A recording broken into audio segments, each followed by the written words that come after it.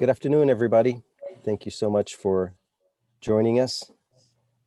Please be patient as we have opened up the waiting room and everybody is coming in. Should not take very long.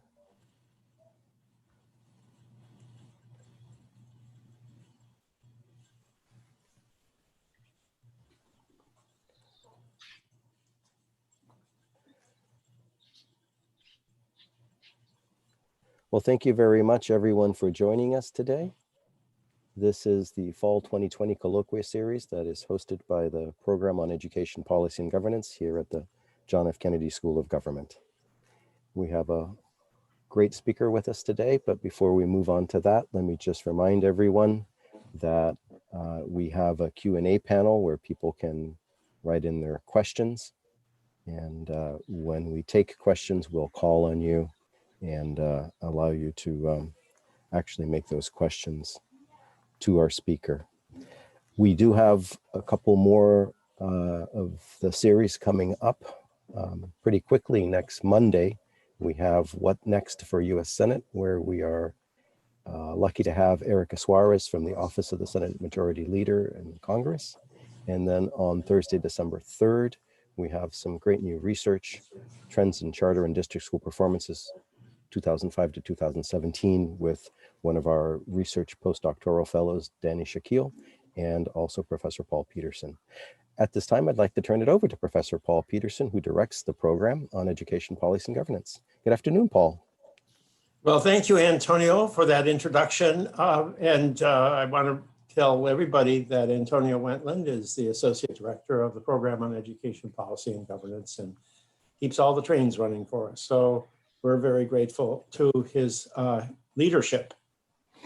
But today I am especially pleased to introduce Susan Patrick, who is the President and Chief Executive Officer of Aurora Institute and co-founder of Competency Works, which provides policy advocacy, research, and sets standards for the digital learning community.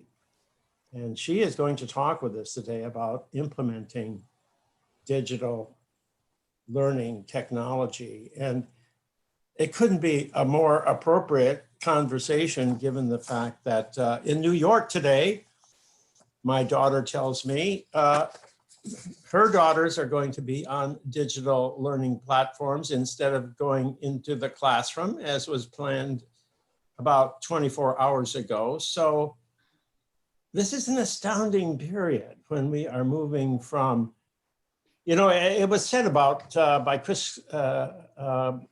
Clayton Christensen about 10 years ago, that in 10 years, half the country would be students would be learning on digital platforms.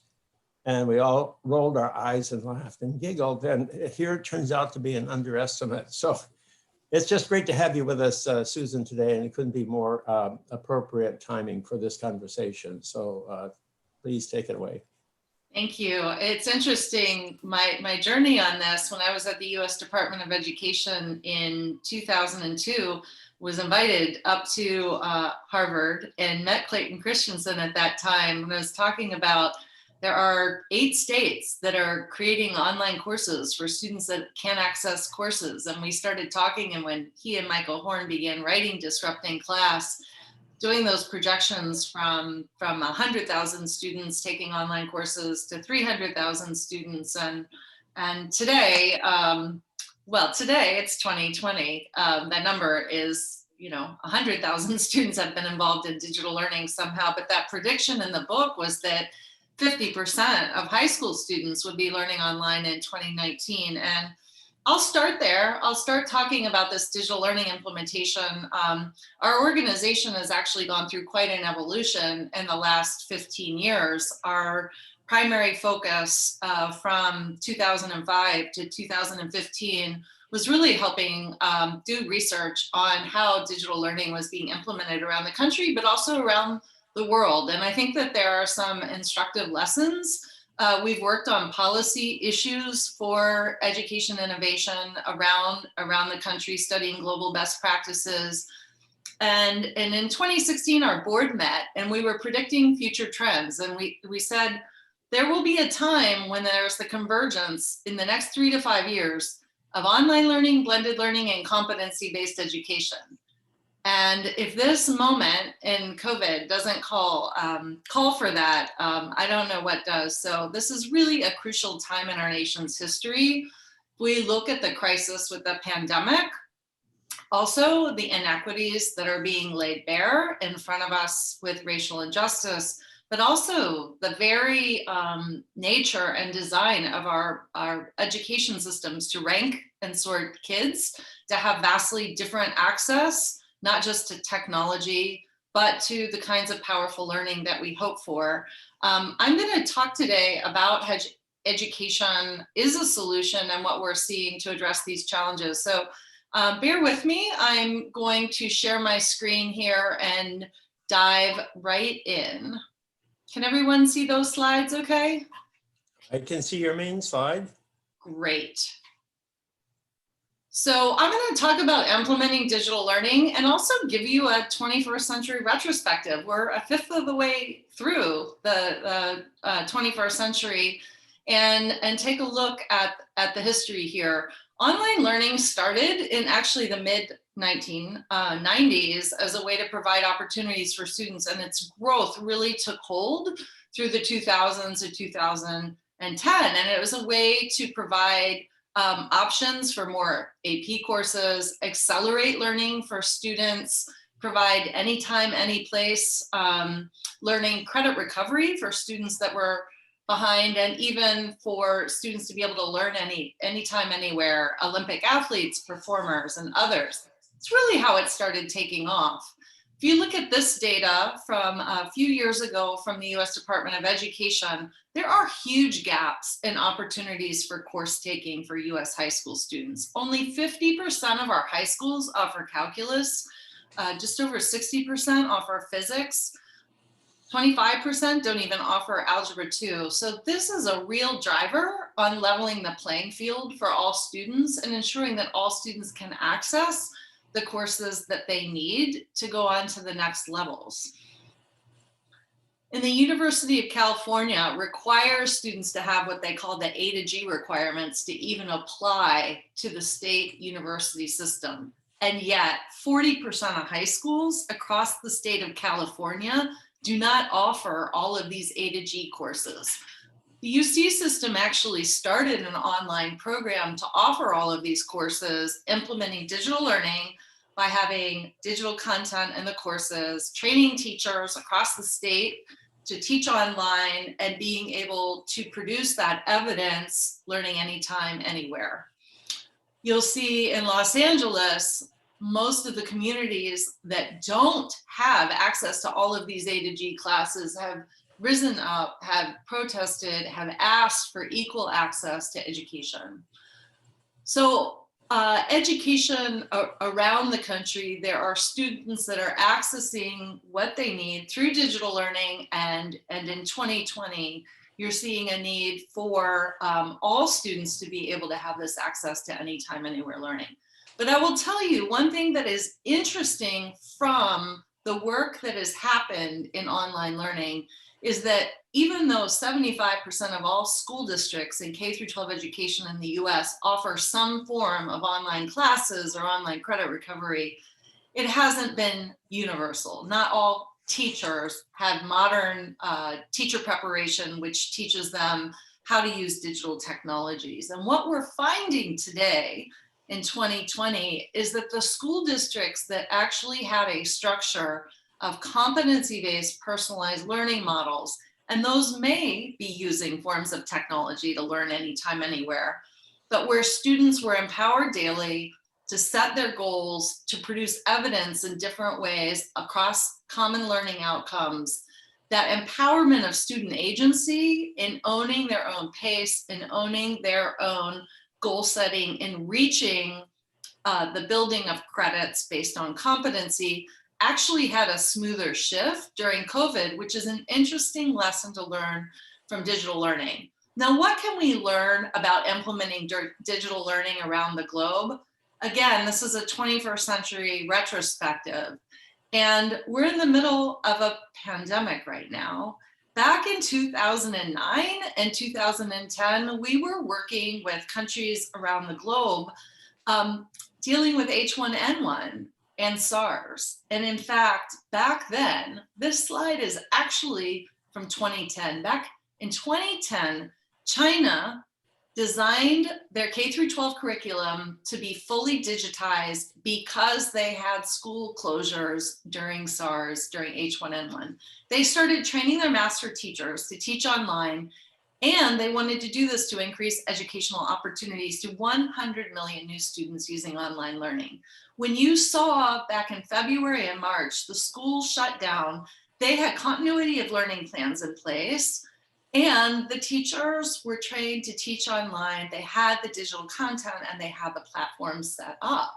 This is also true in Hong Kong, that started preparing in the mid-2000s for continuity of learning using blended learning, a shift to digital content, to digital learning, having those outcomes, teachers trained to use a blended learning in the classroom, as well as Singapore. Singapore in 2010, 100% of their secondary schools used online learning. They would hold e-learning weeks where they would physically shut schools down for weeks, for a week at a time, ensuring that the teachers had what they needed, the professional development for effective online teaching. And there are a whole set of quality standards for online teaching and for blended teaching competencies.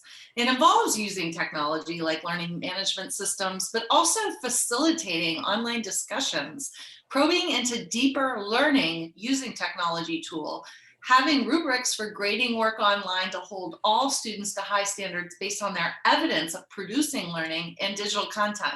It's not just a matter of using Zoom or a few tools. It can include that, but it is not limited to that. And let's look at our neighbors to the north in Canada. In Ontario, they have a province-wide e-learning initiative. And this is over 10 years old. When I've had governor's offices and states in the US in 2020 say, we were really caught off guard by continuity of learning with COVID. How do we ramp up and build capacity for blended learning, for online learning, and for competency-based learning? Say, take a look. Ontario's provides a learning management system for all of their districts to choose from.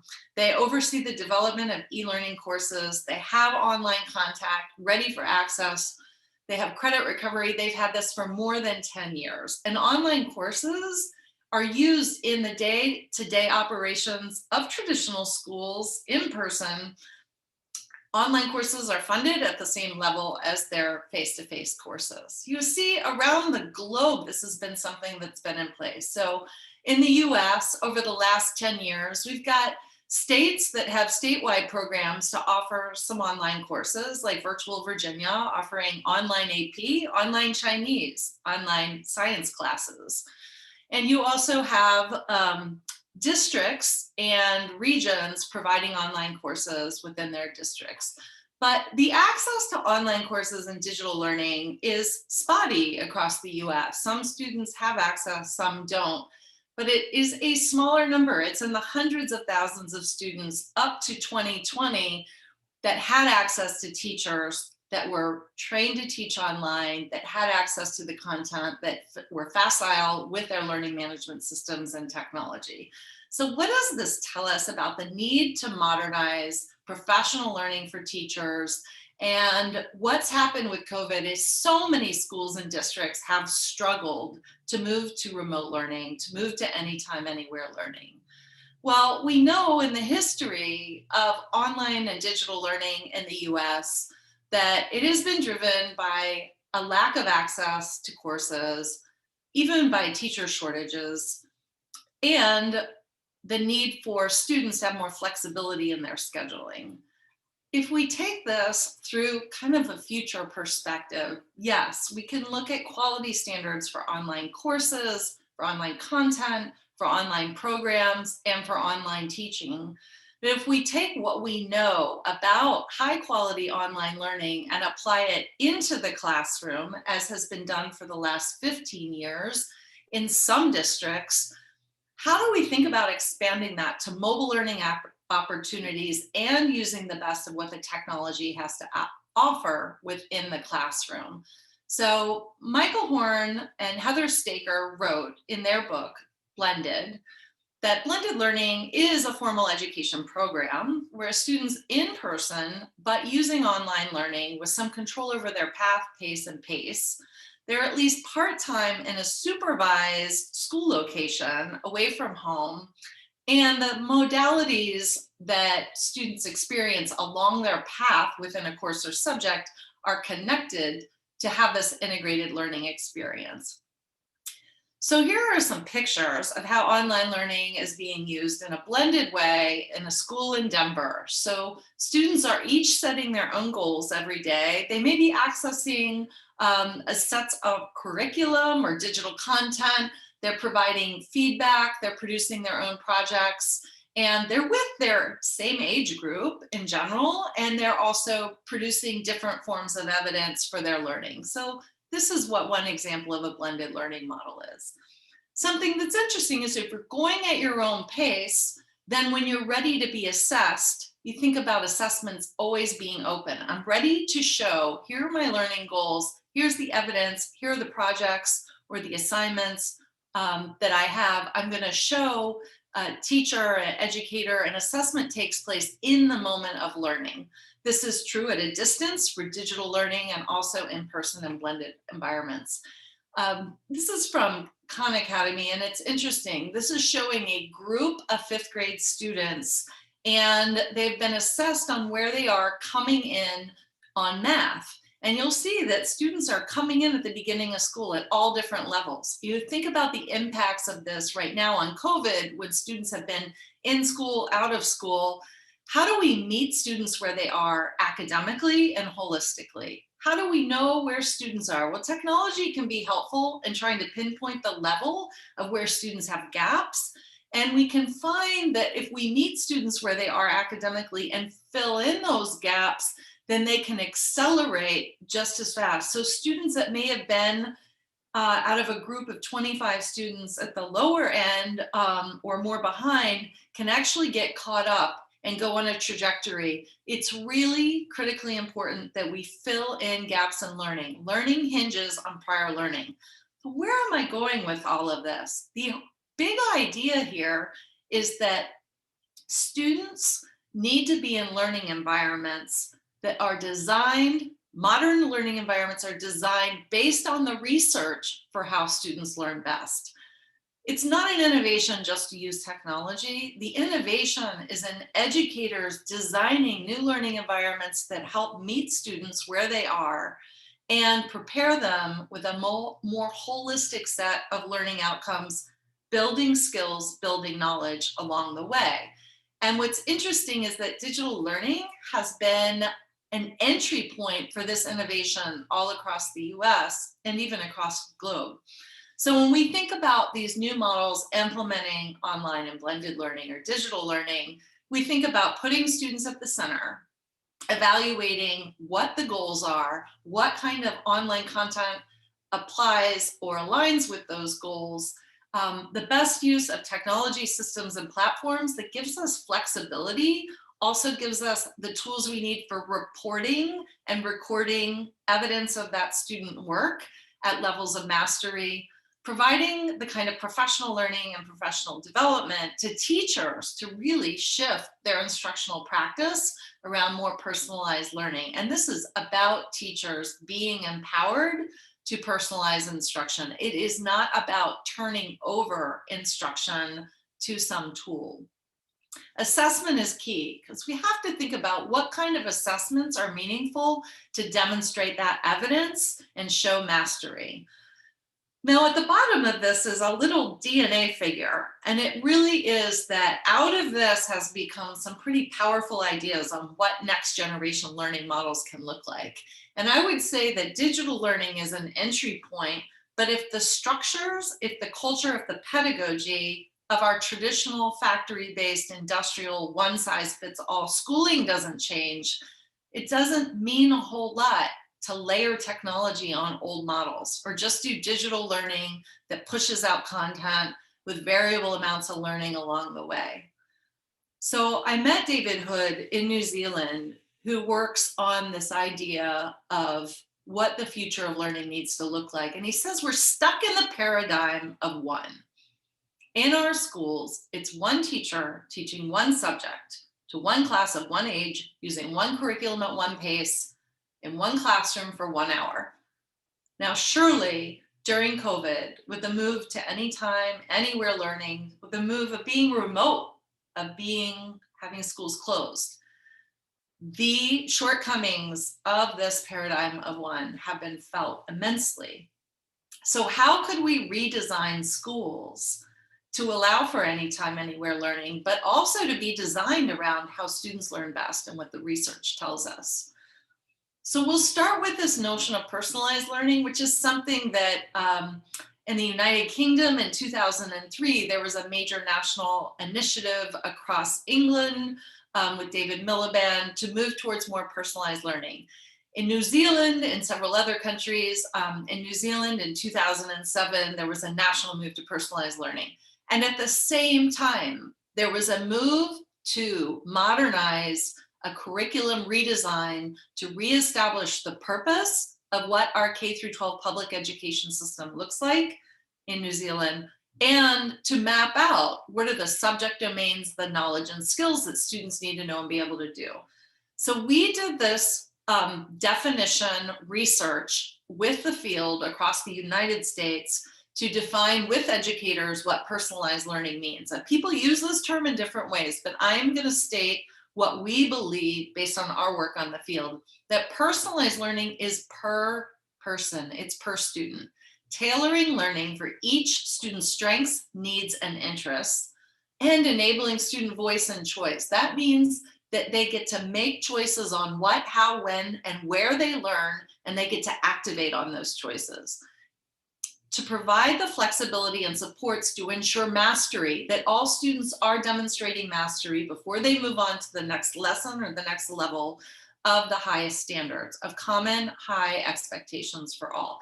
Now you might say, what is this slide? But if we think about this S-curve as a subject domain, let's just call it Algebra 1. If we think about this as a subject domain, we know that learning is not linear. So if each stage of learning Algebra 1 could be, each of these circles is, you could learn it through a textbook, you could learn it one-on-one tutoring, you could learn it even through an online game that was focused on math, if you could demonstrate that knowledge. You can learn each of these lessons in different nodes, in different ways, inside of school, outside of school. And you could even operationalize your knowledge of algebra working in a work-based internship or some other community-based project. The idea is, in next generation learning, if we clearly identify the knowledge, skills, and competencies that students need to know and be able to do, we map them out on learning progressions, then all of a sudden we can start to design practice opportunities, learning in the real world, learning peer-to-peer, learning with a teacher, learning with an expert. All of this opens up, and we start to design based on the frameworks for what students need to know and be able to do. And I would push on modern frameworks, and digital learning can certainly play a part of it, but it's a bigger look at how do we shift the structure of school, how we think about contemporary pedagogy and modern pedagogy, how we think about the culture that ensure all students can learn, that we're not passing kids along grade to grade with big gaps in their learning. Susan, yes. We have a question. Are you willing to take a question at this point? Happy to. Should I stop sharing my slide to come No, back? that's absolutely fine. Shirin, do you mind jumping Sure, in? please. Oh, I can't see the question on my screen. Sorry, I've got my slide. Well, let me read it to you. You mentioned that schools were already doing some form of blended learning prior to the pandemic, and they had an easier time shifting to online learning when the schools closed. I was wondering if you knew of any data that supports this finding. So we did a survey of not 100% of schools. Really, the U.S. Department of Ed would need a survey at that level, but we did a survey of schools, and the schools that did some blended and some online were fine with where they did the blended and some online, but in general, if it wasn't 100% across their school, they struggled. The schools and the districts that had an easier time making the shift to remote learning anytime, anywhere were actually the districts that were already doing a change structure for competency-based learning. And our survey from May and June, we had 560 responses is where we're getting that data from. And I'm happy to share more information and some references to that. But it's been interesting because a lot of digital learning is replicating the sort of one size fits all, one teacher, one platform, one course, one pace, or maybe some flexibility in pace, but one path through that. And where I'm going and kind of what that last slide with the learning progression was showing, a true competency-based system is one that organizes by competency, by students being empowered to set those goals. So when you shut schools down in the case of COVID, and then you're learning remotely, if you already have strong student agency in setting learning goals every day, and knowing how to navigate different forms of evidence and setting your own projects, that role with the teachers in mentoring and advising of assessing the learning is already there. And that was actually, there are examples I was going to share here for Bronx Community Charter School in the Bronx during the height of the pandemic.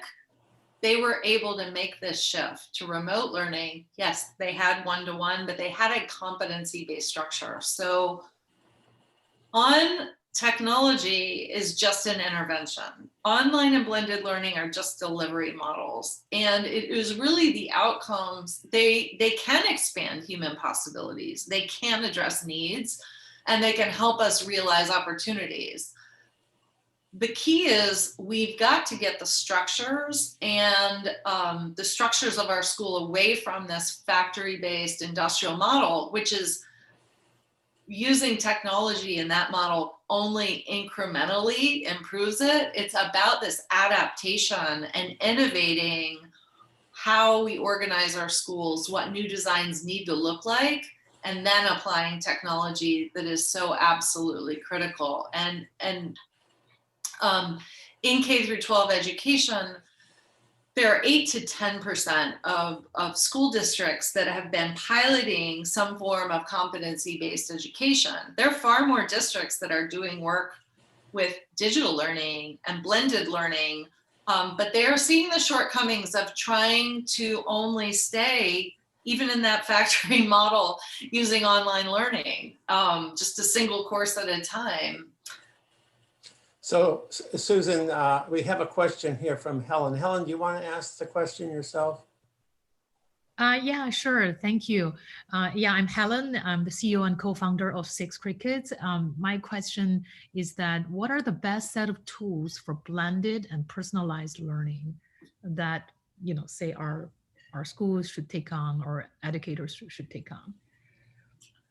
So there are a range of tools out there. It really, I'm not going to advocate for particular products. And the reason why is because when you're selecting tools, it is really important to focus on what are the goals, what are the particular learning goals, what is the appropriate content for meeting those goals, what are the tools that you need to meet those goals. And those goals can be in terms of like academic learning objectives, but they can also be skills. Are you looking for collaborative, team-based problem-solving skills? There are tools that will support that.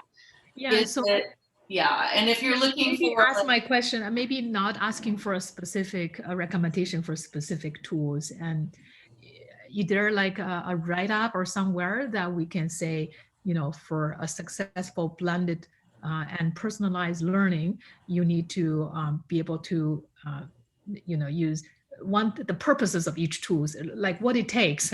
Like you talk about what it takes, there's engagement and there is a personalization and there is assessment. Maybe just all the there may be the categories of the tools, like you need a good communication, video communication tools, and you need assessment tools, and you need if you could lay out these categories of tools, or there's some resources to lay out, these are the set of tools you will need. You can look for specific ones. You can use your own judgment or budget to figure out which one is the best, but these are the categories of tools that you should cover. Here's the full coverage on the set of tools you would need if there's some resources. I understand. Yeah, so Michael Horn, who wrote Blended, and Anthony Kem with Education Elements together developed a digital learning tool map, like universe of the field. And if I can go back and find that, I'll drop it into the chat box in a moment. That'll be wonderful. Yes, thank you. Sure. And the Clayton Christensen Institute also has a database called BLU, Blended Learning Universe, where they have a whole range of schools and models and share information on those tools. The New Schools Venture Fund has been doing research on efficacy of tools, so that is another source of good information. Do you feel today we have these full set of tools today? I feel like we have some. The biggest limitation on the tools is actually the student learning management systems are almost all based on course structures. They are not competency based. And we authored a paper on functional requirements for integrated student-centered learning management systems. I know that's a mouthful, but fundamentally, the platforms need to be able to allow students to have different pathways in their learning and then record based on learning trajectories. Wonderful. The individual competency-based communication of whether they've reached mastery over the course of K through 12. So much of the investment in the ed tech firm is still on industrial models, and a lot of the platforms support that. So it is a real challenge. Got it. So we have a question from Lucas. Lucas, do you want to ask this question yourself? Yeah, of course. Wonderful. Thank you. So I'm the founder of the Education Nonprofit Coalition, the Education Policy-thon, and I really appreciate all the reference you were just talking about. And in terms of student learning, you mentioned blended learning, open assessment, and personalized, no choice. What are your thoughts on other mechanism designs, such as like student forums, participatory budgeting, student councils, and open source educational policy? And obviously, you need to address all of them. Yeah, I'm happy to do more follow-up on policy. That's a major focus. We are huge advocates for open educational resources. We believe that where public education produces new content, new tools, using taxpayer dollars, that those tools, that content should be made openly available for the betterment, for sharing, for accessing, for collaborating across public education. Utah's got some really great policies. Washington State has some good policies on the use of federal or state, basically public funds to create educational resources should be made open for sharing. Also on student voice and student agency, it is really great to see students activating their leadership by, we were just working with Washington State, who set up a legislative study commission or a legislative working group to advance and build capacity in K through 12 competency-based education. And they had a student member of that advisory group, of that working group. To see school boards have student members of advisory groups, it is absolutely critical to open up the tables for where the decision making happens at all levels with with students and get student input on the design, not just of new learning models, but of the policies that affect them. So thank you for that question. So we'll let you go on, Susan. You were in the middle there, and why don't you march forward? Sure. Feel free to interject too with the questions. I appreciate it. So yeah, so mark on 2020. I've done a bit of a retrospective because I think it's important to have this broader perspective of certainly digital learning has been a huge lever for kind of pushing innovation and thinking differently. But the big takeaway, at least in my work and my research, and in 2012, I started working much more deeply on competency-based learning, studying around the globe, but across the US. Policies, we certainly got into the policies because digital learning forces us to ask about seat time policies. If students are learning anywhere, anytime, seat time becomes a huge issue for awarding credit. Why aren't we awarding credit based on demonstrated competency? You can redefine a Carnegie unit or a credit based on the building up of competencies, not just the number of minutes in a seat. And then like starting to unpack what these policies mean. When you're actually awarding credit based on seat time and not on learning, that means that you're passing kids through with a B, a D. Even if a student has a B, they're missing 20%. They might be 80%. They might be missing 20% of the learning that comes in. And we've certainly seen this with the entire K through 12 experience. Ostensibly ends with a diploma that has a transcript with courses and grades that gets boiled down to a single number, your GPA. Does that really tell us what a student can know and can do? And we know from graduation rates inching up in the US over the years, and yet the remediation rates in community colleges and universities is also higher, and it rates like 40%, 45% for basic reading, for basic math. So this is causing us to really look at fundamental policies and say, what do students need to know and be able to do? Maybe we need to start looking at systems change rather than just innovative delivery models. And where does that get us? And 2020 is a just watershed moment. It is such a massive crisis, or multiple crises, for equity, for school closures, that if we do not use this opportunity to really think about the structures that are underlying our traditional systems, we cannot snap back. The old models aren't working. They weren't working before, and now we're seeing how clearly they're not working. So this is a positive message. I'm like, we have the chance to change. And last week, you might have seen that Frank Lentz, who's a pollster, did a survey, and 66% of parents are saying that schools should be focused on fundamentally rethinking how we educate students. So this is a watershed moment. It's an opportunity to think differently.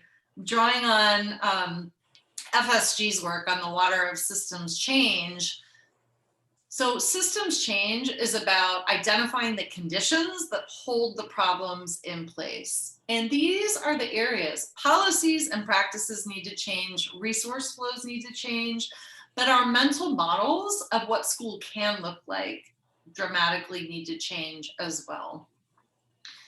And this is a global perspective. This comes from UNESCO. This is 5 years ago. So when they're looking at countries around the globe that are leapfrogging to have future-focused education, here are the key trends that are happening globally. And I feel like we're such a big country in the US, 50 states, we're huge.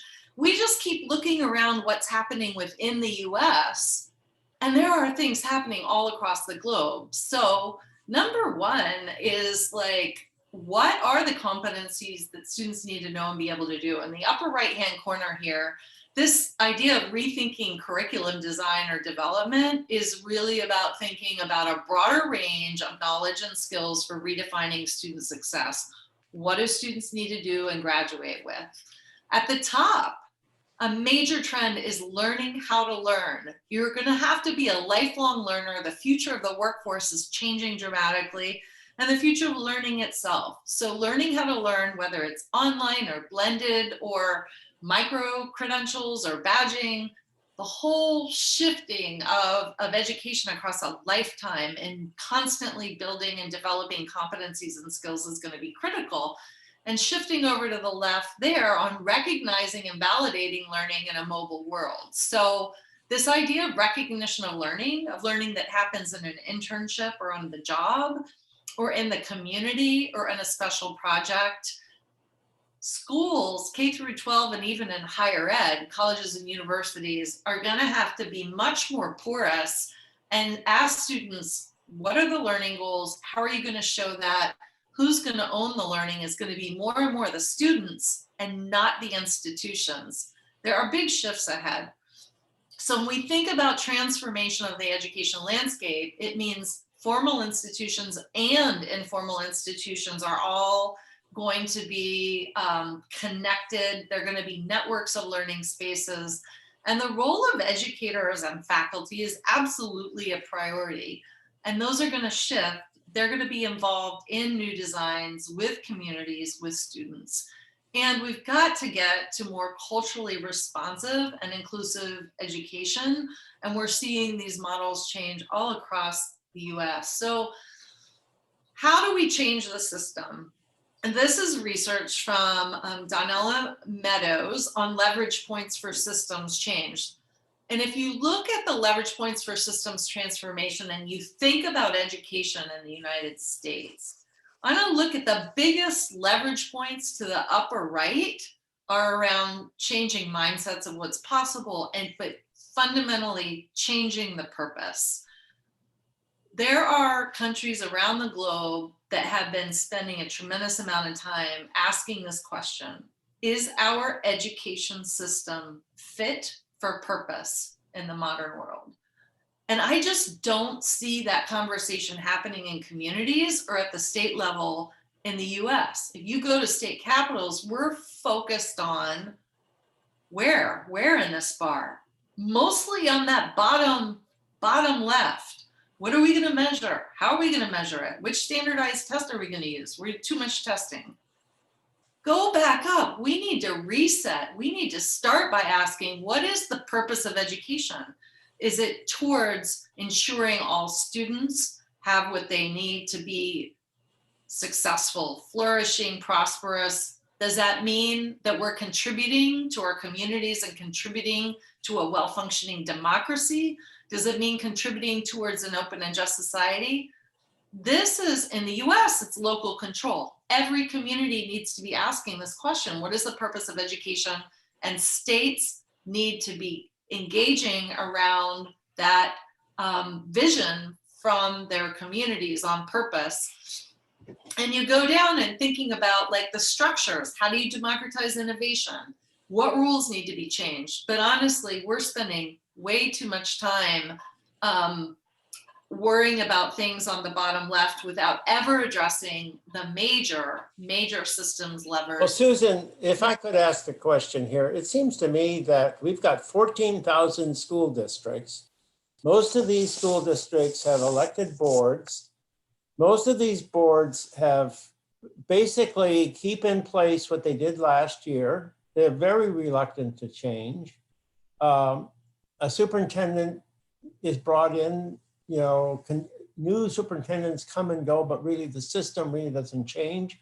And in many districts, there's a collective bargaining agreement that further restricts any changes of the magnitude that you're talking about, unless you can get an agreement with the teachers union in the district. So aren't these the basic fundamental underlying structural constraints that prevent much alteration of the system? I don't know if that's going to change in light of the events that are occurring right now, but up until now, at least, there doesn't seem to be much interest in doing anything except on the margins.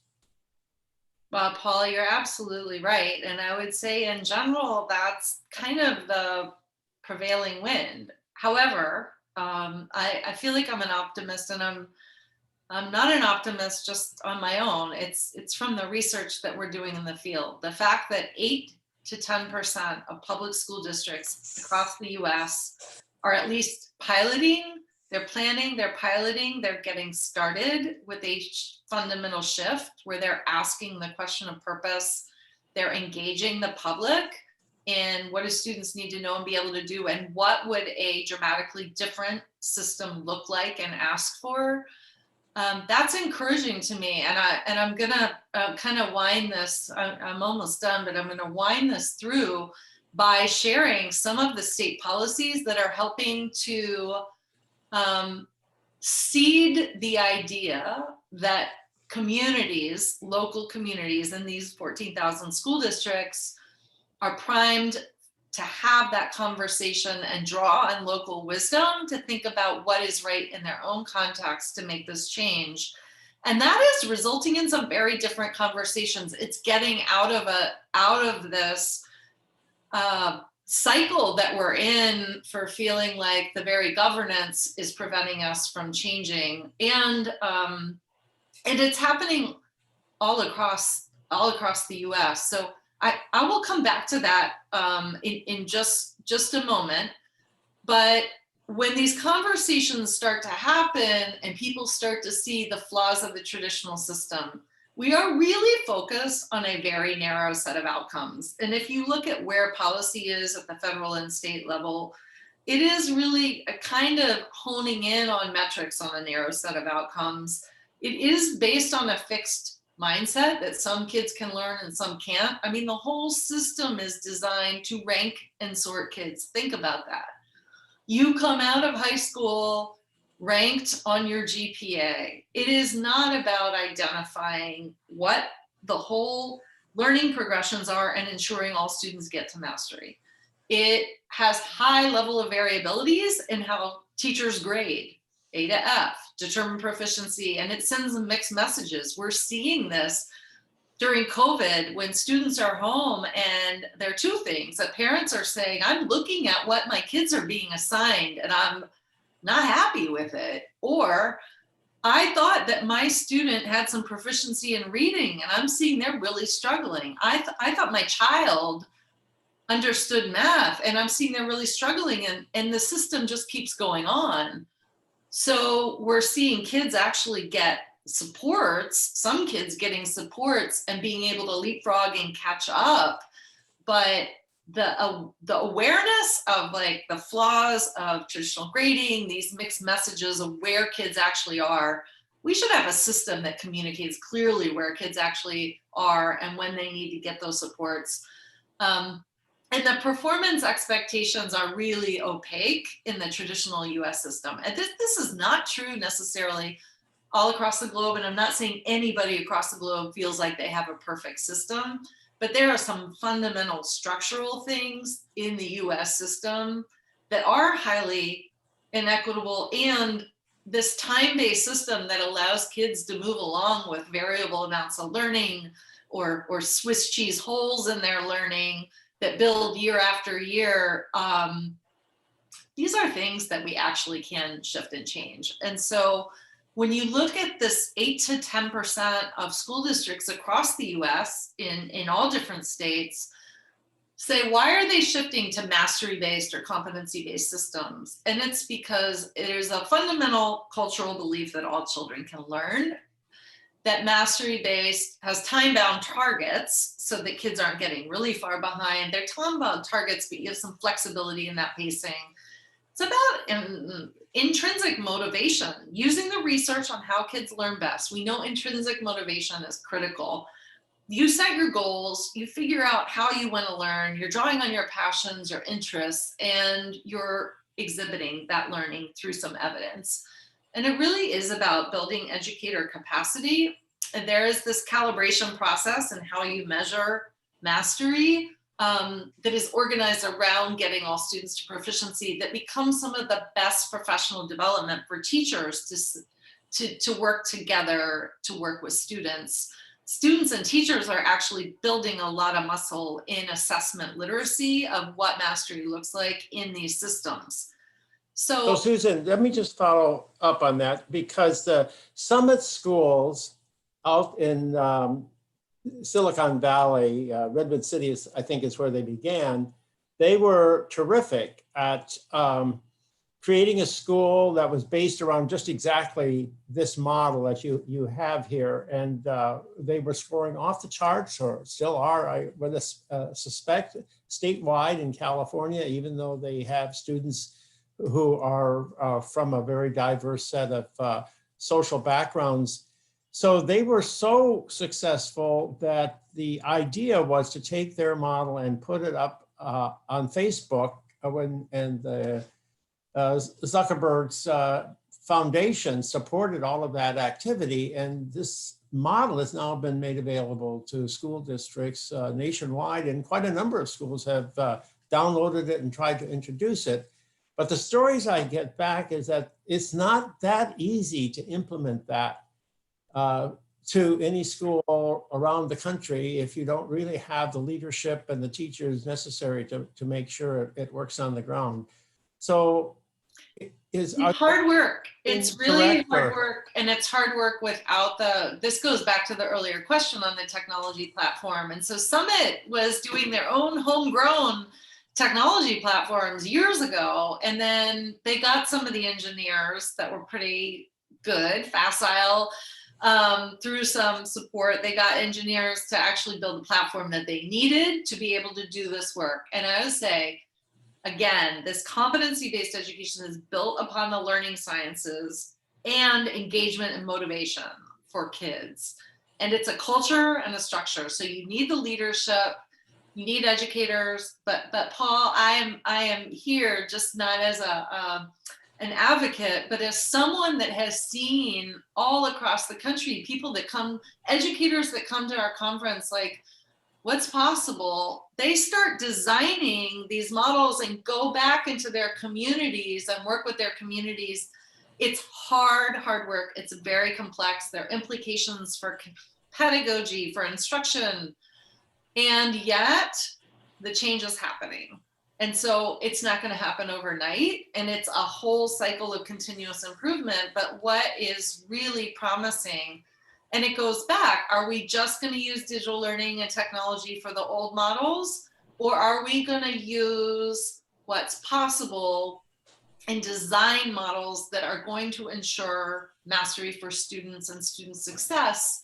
And I don't know, with COVID, with 2020, it wasn't just having digital learning that helped districts. It may or may not have helped districts. It depending on the model itself. It is fundamentally about the structure of having a competency-based system. And Summit is a great example. There are now over 300 schools and districts across the country that are finding that having access to Summit's free technology platform is really helping them. But even their models are a little bit different in the local context. But there are these like core ideas that are fundamental, which is really clear learning outcomes, knowledge, skills, competencies that are broader. It's developing important skills and dispositions for learning how to learn. I'm learning how to build skills in assessment too, and students advancing upon this demonstrated learning. And you can think of this as A, B, or try again, but it really is, well, you understand some components of it, but you need to have a clear sense of proficiency, go back and do some work. Like if you're working on a paper, go back and work on these ideas.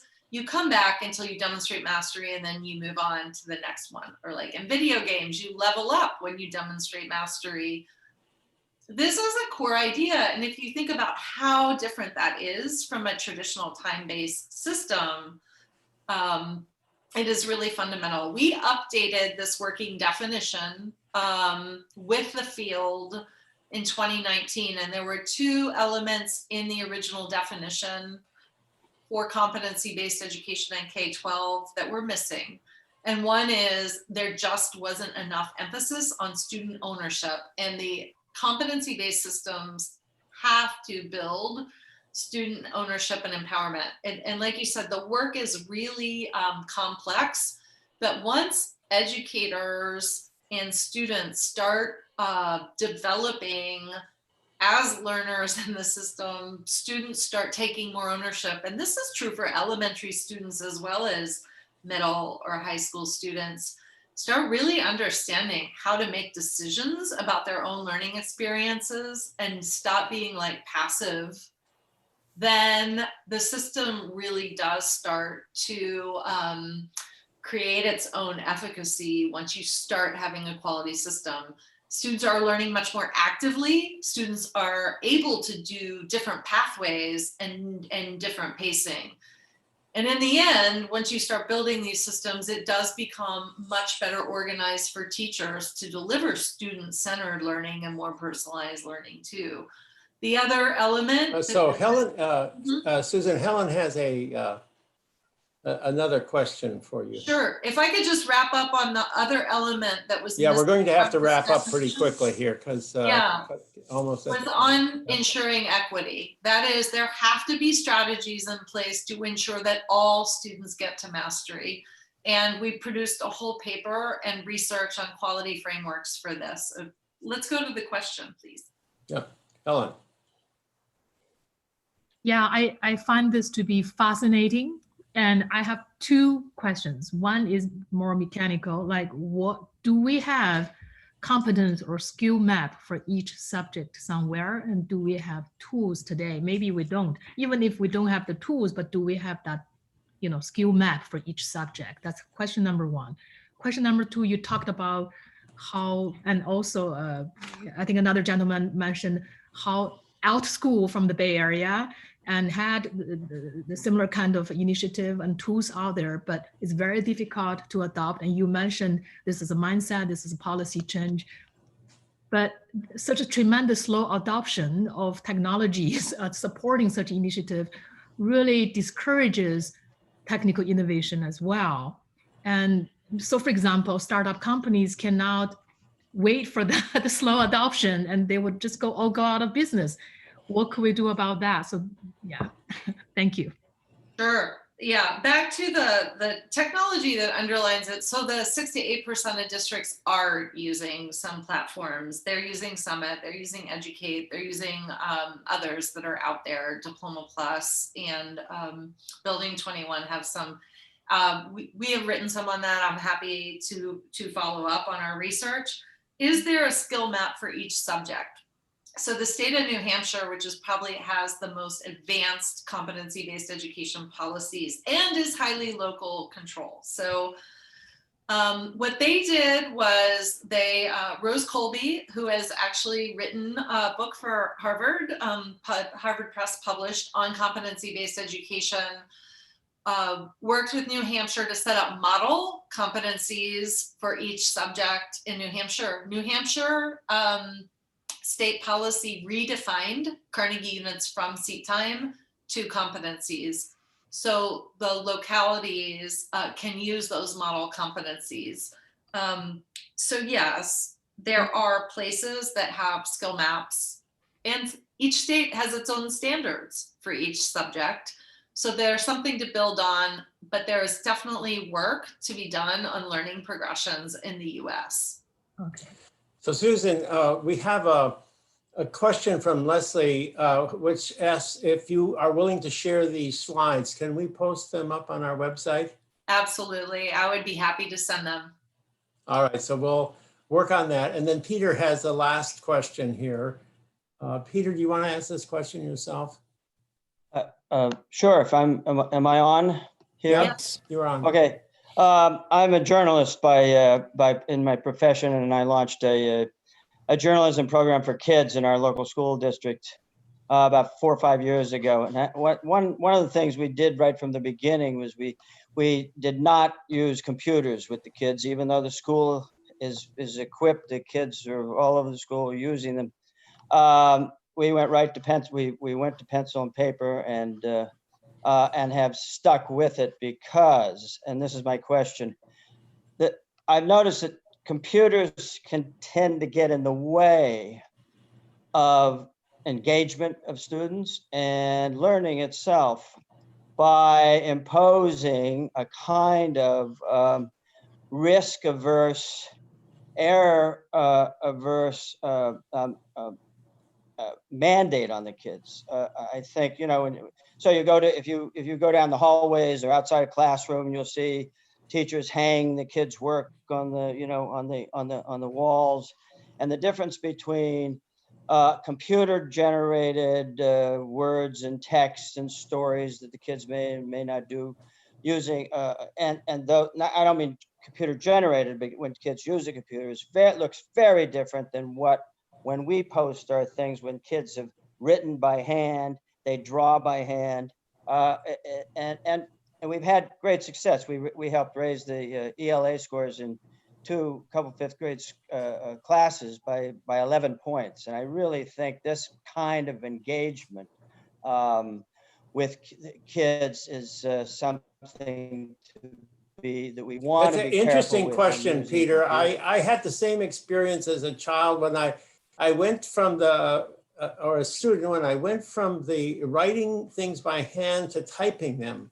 I found it very difficult to make the transition. I don't know if I could ever go back again, but okay, Susan, can you respond to that interesting observation? Sure. I think it's really important not to have false dichotomies in this. Like if you're doing an assignment and it's, especially right now during COVID, you're asking students to journal on like, what are they learning? What are they experiencing? That art of writing is about the learning, right? It's about the learning goal. And so I try really hard not to be like, technology is in service to human goals, right? By human design. And so it is really important to have a balanced view of what technology helps support. And it can expand possibilities on research and lots of things. So I think finding the right balance on what it's most helpful for, but fundamentally it's about what is the humanistic design, what are the learning goals that we have to remain centrally focused. And I probably haven't said this enough, we really have to be student-centered. What works for students? What do they find help them meet their goals and collaboration and writing? What do they prefer? I'm much more from a student-centered point of view of what works for them.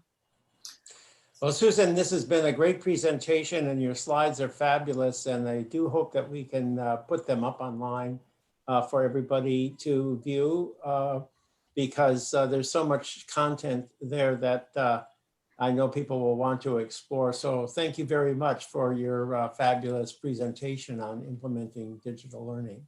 Thank you so much. It's been a pleasure and happy to share the slides at any time. Thank you again, everybody, for being with us. And please join us pretty quickly. We're coming up to another colloquia this coming Monday with Erica Suarez to talk about the Congress. Thank you so much, everyone. Thank you, Susan, and we'll see you next time. Take care. Thank you. Bye-bye. Everyone.